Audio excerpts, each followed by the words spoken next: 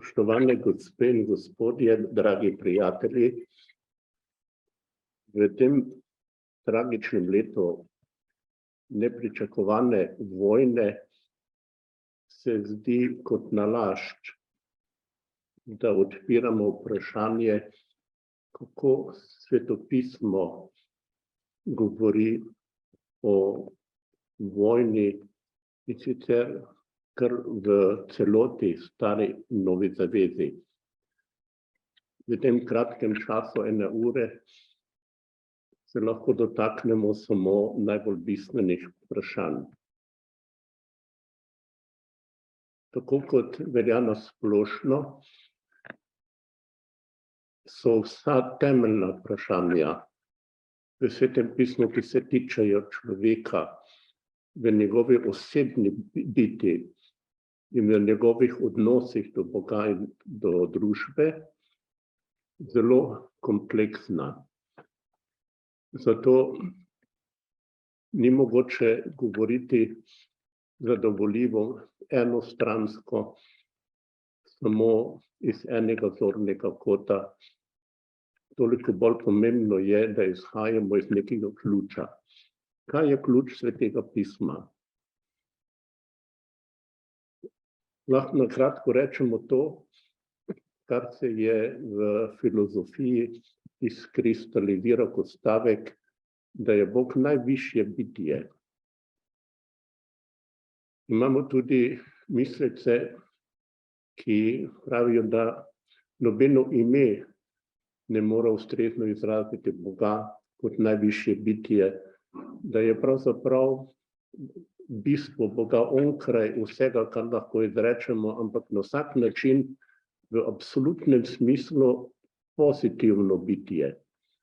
Torej Bog, ki pa je ustvaril svet z popolnoma pozitivnim namenom, za odrešenje, torej ne za vojno. Kako to, da imamo torej vojno na svetu? Pa toliko vojn skozi celo zgodovino človeštva. Zanimivo je, da je Heraklit, enim med zgodnjih grških filozofov, dal izjavo, da je na začetku človeške zgodovine prepir.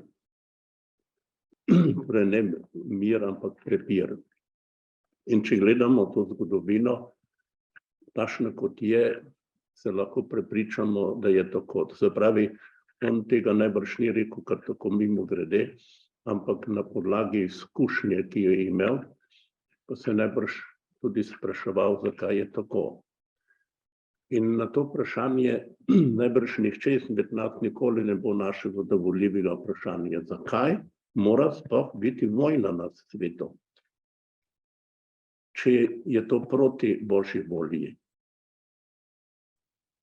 No, in da je na svetu prepir tako pomembno vodilo, lahko vidimo takoj na začetku Svetega pisma. Bog je ustvaril nebo in zemljo, človeka po svoji podobi, je posebej izraženo.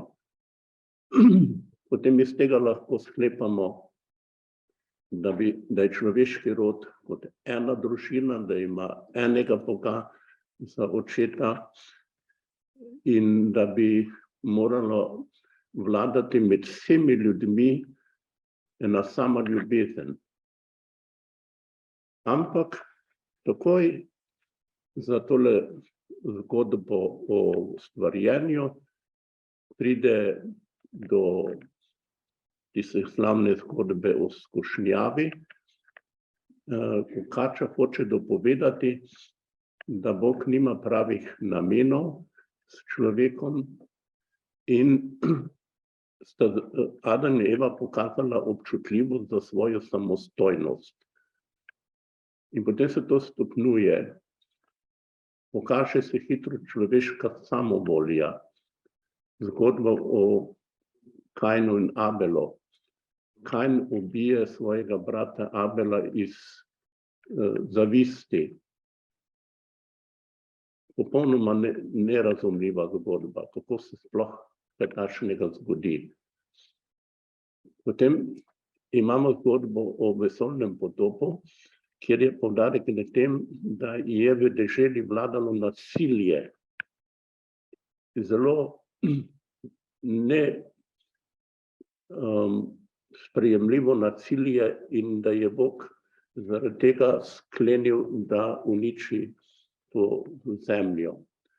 Ampak po vesoljnem potopu se pojavi Noe, ki daruje Bogu daritev in takrat Bog izreče svojo obljubo, nikoli več ne bo zemlje uničil na ta način. In ta obljuba nekako lebdi nad celotnim Svetim pismom Stare Nove zaveze kot upanje, da bo Bog tisti, ki bo preprečil, da bi prišlo recimo trenutno najbolj groznega scenarija do atomske vojne, ko bi človeštvo se pozabilo in bi uničilo samo sebe. Če imamo na eni strani tako zelo velik poudarek, da je Bog tisti, ki je absolutno svet, absolutno pozitivno bitje, iz tega sledi tudi priporočilo Boga, naj se ne bojimo. Skozi celo svetopismo Stare Nove zaveze imamo take borilne primere, ki se začnejo s stavkom ne boj se, recimo ne boj se malo črede, ne boj se tisti posameznik ali kot narod. Bog je tisti, ki te varuje. Kljub vsem tragedijam, ki se dogaja, je to temeljno vodilo. Verovati Boga, zaupati Boga, to se pravi, vera je po definiciji vezana na zaupanje v Boga. Zato, ker je Bog začetek in konec vsega, ker ima pozitivno imen s človeštvom, zato ni razloga, da ne bi Boga zaupali in da ne bi tudi v najtežjih situacijah ohranili vero. No in tako lahko pride do tega, da filozof Wittgenstein daje izjavo, tudi če se vse okrog nas ruši, imamo v sebi lahko absolutno gotovost. Tako pravim, da vsi imamo izkušnjo absolutne gotovosti v sebi, ko se vse okrog nas ruši. To je pa zdaj tista dimenzija, na katero mi velikokrat pozabimo. Ko že Jezus pravi, lahko nekdo uniči tvoje telo, ne more uničiti tvoje duše.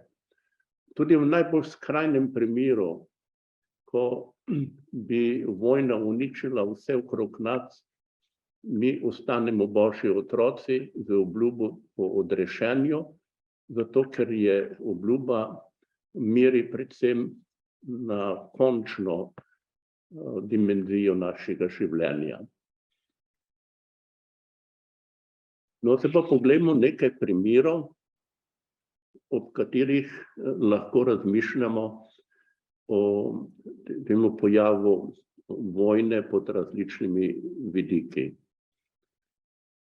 V prvi Mojzesovi knjigi imamo tisto slavno zgodbo o egiptovskem Jožefu, ki nas šokira z zgodbo o tem, kako so Jožefovi bratje Jožefa prodali v Egipt in najprej so ga hodili ubiti. Sami bratje se odločijo, da ubijejo svojega sina in potem ga prodajo v sužnost.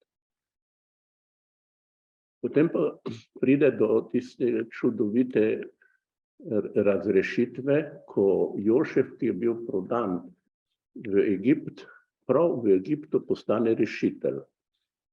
Da preko njega pride življenjsko ogrožena Jakobova družina, torej družina njegovega očeta v Egipt, se razmnoži in tam postanejo nekako gostje faraona, kot navadni delavci, ki so na začetku uživali ugled in tudi določeno zaščito, počasi pa postanejo plen grabežljivih vladarjev ki jih samo izkoriščajo kot delovno silo.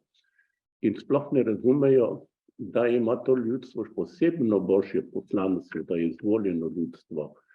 No in v to zgodovinsko situacijo sužnosti izraelskega ljudstva v Egiptu poseže Bog s tem, da pokliče Mojsesa na način, ki je značilen za vse poklice prerokov. Da recimo Mojses popolnoma nepričakovano doživi goreči grm, sliši glas in potem, ko zazna, da je to božji glas, tudi vabilo, da se odzove, da bo božji odposlanec v Egiptu, da bo moral stopiti pred faraona in nastopiti za svoje ljudstvo, da ga izpelje iz Egipta. No, potem se pokaže, da je Mojses v velikem dvomu, ali je sposoben tega poslanstva in dobi zagotovilo, da ne bo ničesar delal v svojem imenu, ampak samo v božjem imenu. To je zdaj tudi izredno pomemben vidik tega celostnega pristopa pri sojenju, recimo med drugim k vojni v Svetem pismu, da lahko Bog tudi v najtežjih trenutkih, recimo v vojni, pokliče nekoga prav posebnim poslanstvom, da reši svoje ljudstvo in da ne deluje po nekih svojih modrostnih uvidih, ampak iz popolnega uvida v božji klic, s popolnim prepričanjem ga Bog kliče in na ta način poskuša rešiti svoje ljudstvo v stiski. No, in če zdaj povzamem na te črti vse primere, ki govorijo o vojni, potem lahko rečemo, da Bog najbolj strogo sodi primere vojne, ki so nastali iz človeške objesnosti, ošabnosti. Recimo lahko se zgodi, kot je pri Izaiju, da je prerok zaradi razočaranja nad odpadništvom ljudstva prepričan, da pride nek tuji narod, recimo Asirci, kot šiba božje jeze, da kaznuje to brezbožno ljudstvo. Ampak potem imamo recimo v 10. poglavju Izajeve knjige primer, ko pravi, da kako bo Bog kaznoval Asirce zaradi ošabnosti, pravi, poklical sem te, da kaznuješ ošabnost tega ljudstva, to da prekoračici svoje pooblastila. Pravi, tudi ko se pojavi nek kralj ali cesar, za katerega domnevamo, da nima nobene zveze z božjim načrtom, dejansko ni tako. Vedno je Bog v osadju in ščiti tiste, ki so žrtve neke močnejše sile, da brzda to dogajanje na svetu in se potem pogosto zgodi, da potek vojne ni takšen, kakor bi človeški logiki pričakovali, ampak se zgodijo celo čudeži. Kako je zdaj v primeru Mojsesa? Mojses stopi pred faraona in tam razodene božji načrt, da hoče Bog svoje ljudstvo rešiti iz egiptovske sužnosti, ne iz socialnih razlogov, ampak zaradi višjega poslanstva. To je ljudstvo, ki mora posebej častiti Boga, ki bo poslano v puščavo, da tam časti Boga in faraon ga mora odpustiti. Faraon noče ubogati, potem pridejo nadloge, 10 nadlog in končno po vsakem pripravljenosti na koncu nadloge, da odpusti, se premisli in končno, ko je že dal ukaz, da se lahko izselijo iz Egipta, gredo v puščavo, da tam častijo svojega Boga, pošlje vojsko in kot vemo, Bog poskrbi za tisti čudnejši dogodek, da njegova vojska utone v Rdečem morju. Tukaj je posebej izpostavljen ta božji poseg, da Bog enostavno ne pusti, da prevlada človeška samovolja. Ta primer spopada med Mojzesom in faraonom je tako pomemben, ker je najbolj jasen primer absolutno zakrknjene človeške samovolje. Faraon gre tako daleč v svoji samovolji, da se razglaša za Boga, ne priznava višje božje avtoritete in tudi potem, ko nastopijo nadloge, ki so očitno nadnaravni poseg, ne popušča in končno zaradi tega zgubi svojo vojsko in se ugonobi samega sebe v Rdečem morju. No, tukaj imamo potem zelo dramatičen nauk, da v primeru vztrajanja pri svoji samovolji lahko pride do popolnega uničenja, kar pa ne pomeni uničenja sveta. No in skozi zgodovino imamo zelo zanimive primere, mogoče najbolj zgovoren primer konca druge svetovne vojne, ko vidimo, kako je Hitler končal, tudi ko je videl, da ni nobene rešitve, mu ni šlo za to, da reši narod, ampak uniči rajši samega sebe in svoje sodelavce, da s tem, da simbolno znamenje, da je še vedno prevladala njegova volja in potem nekateri, kot vemo, so sanjali, da bo zgodovina revidirala takratno stanje mišljenja, da bodo še vedno kasneje se bo pokazalo, kako so bili ti ljudje odrešitelji svojega ljudstva. Torej, imamo primere v Svetem pismu, ki kažejo podobno, kakor primeri, ki jih mi doživljamo skozi zgodovino, skrivnost človeške samovolje. In na človeško samovoljo Bog odgovarja zelo odločno. Lahko na začetku s varilom in če nič ne pomaga, so njegovi posegi zmeraj bolj dramatični, dokler tista oseba, ki vztraja pri svojem, ne propade.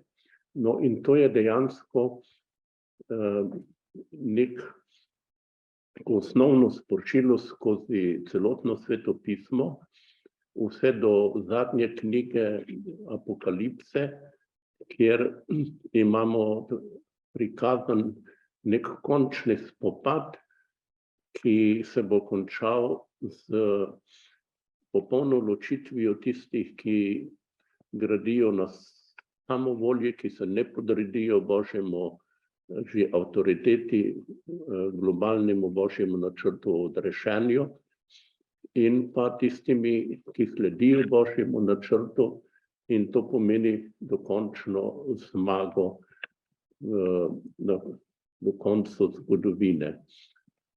Tako govorimo o zgodovini odrešenja od začetka do konca, ki je polna dramatičnih posegov človeka v Božji načrt, ki kot človek izkrivlja Božji načrt in Bog potem na različne načine, direktno ali indirektno, poskrbi, da zgodovina poteka drugače, kakor si zamislijo določeni človeški arhitekti.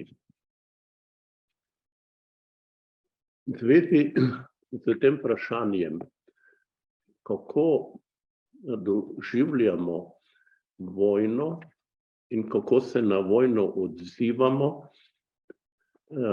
pa imamo v Svetem pismu tudi pomembne primere.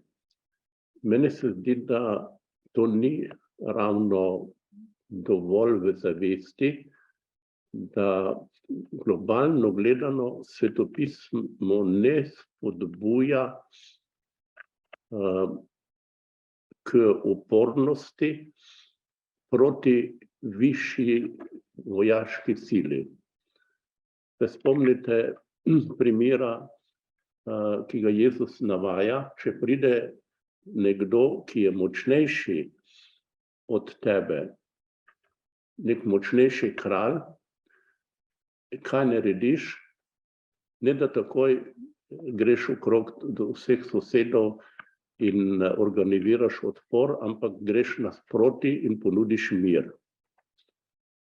Zakaj ta logika?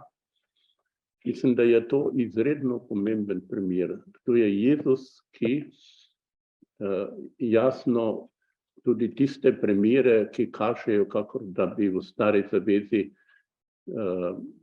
vojna še vedno bila opravičljiva, pravzaprav ne daje legitimacije.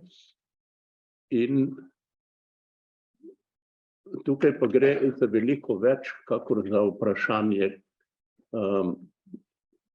kaj to pomeni, če se šibkejši upre močnejšemu.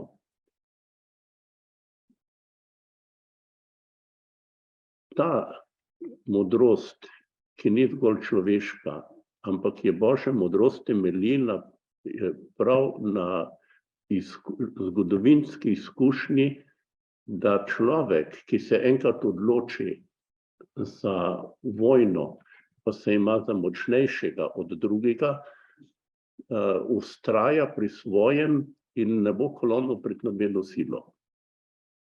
Zlasti pa, to je pa nekaj, kar je eden izmed znakov strahotne človeške samovolje, ne prenese upora. A kdo izmed nas pozna primer, da bi nekdo, ki se ima za vladarja, toleriral upor?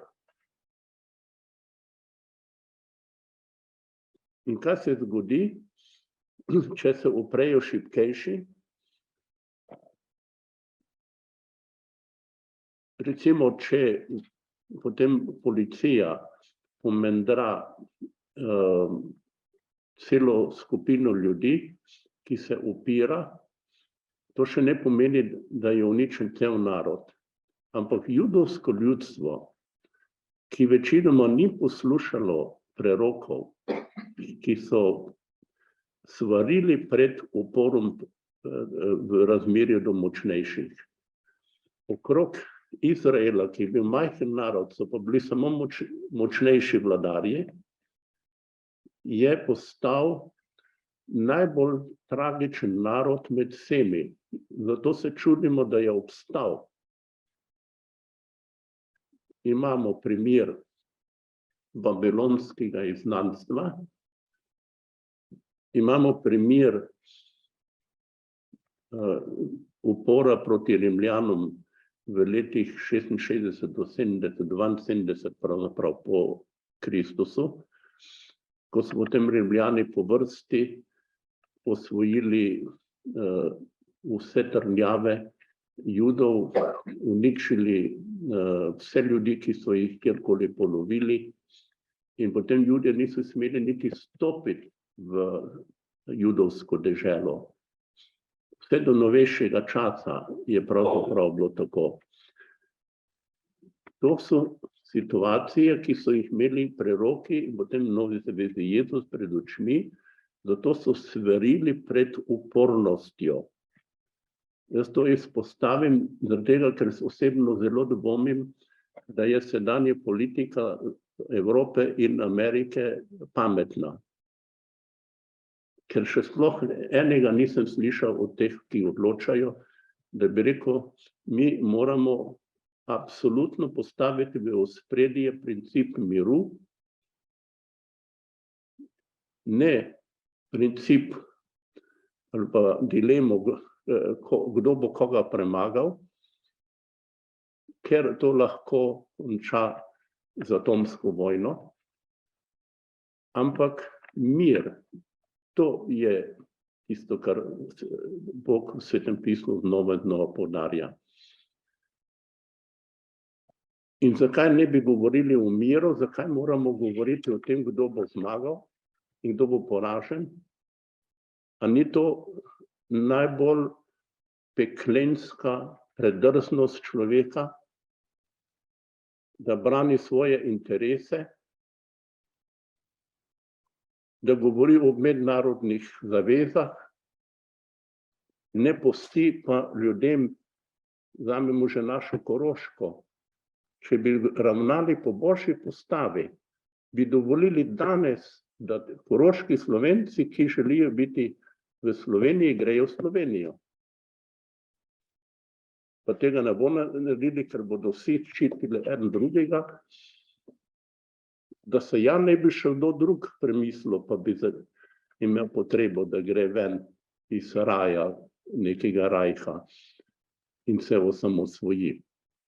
To se pravi, gre za oneglavo politiko, ki ne priznava človeške svobode v pravem pomenu besede. In princip sodelovanja dobronamernih ljudi in skupin. Princip univerzalnega reda ali globalne strategije razvoja, kjer ljudje sodelujejo brez obsedenosti v potrebi po blokovski delitvi. To je globalni načrt Svetega pisma.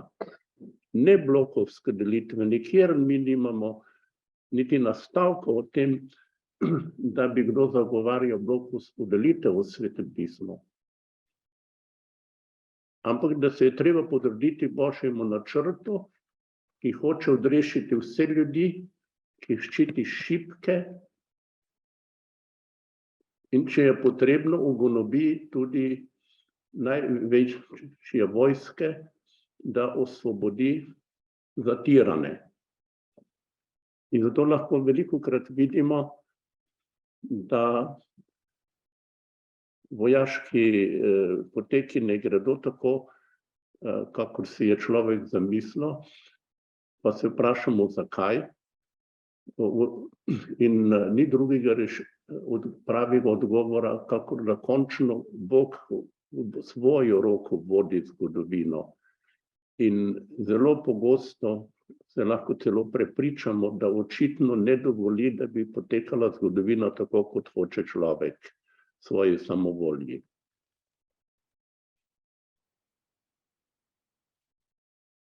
No in potem imamo ta čudoviti globalni božji načrt, ki doseže svoj višek v psalmih Stari zavezi, v Novi zavezi. Psalmi Stare zaveze so čudoviti zlasti v tistem delu hvalnic, ki govorijo o tem, kako so vsi narodi poklicani, da slavijo Boga.